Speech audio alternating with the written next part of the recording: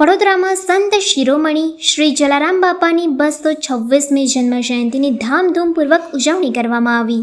વડોદરા શહેરમાં આજ રોજ શ્રદ્ધા અને ભક્તિનો માહોલ છવાઈ ગયો હતો, કારણ કે સંત શિરોમણી શ્રી જલારામ બાપાની 226મી જન્મ જયંતિ નિમિત્તે શહેરના વિવિધ વિસ્તારોમાં ભક્તિભાવથી ઉજવણી યોજાઈ હતી.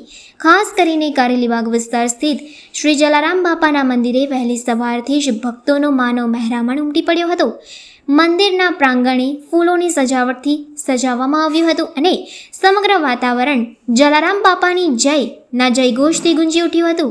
સવારના 7:30 કલાકે આરતીથી કાર્યક્રમોની શરૂઆત કરવામાં આવી હતી. બાદમાં સવારે 9 થી 11 વાગ્યા સુધી પાદુકા પૂજન અને 11:30 વાગ્યે ભવ્ય મહાઆરતીનું આયોજન થયું હતું. ભક્તો માટે બપોરે પ્રસાદ અને ભંડારાનું પણ વિશાળ આયોજન કરવામાં આવ્યું હતું. સાંજે અને રાત્રે શયન આરતી સાથે ઉજવણીનો સમારોહ કરવામાં આવશે.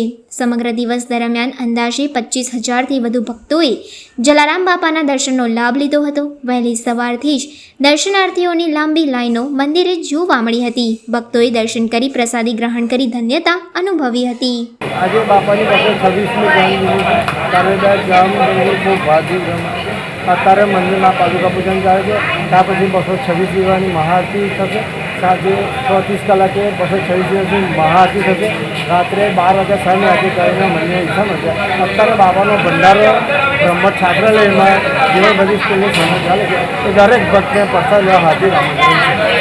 એ દરેક ભક્તને ફૂલ પેકેટનો પ્રસાદ આપવામાં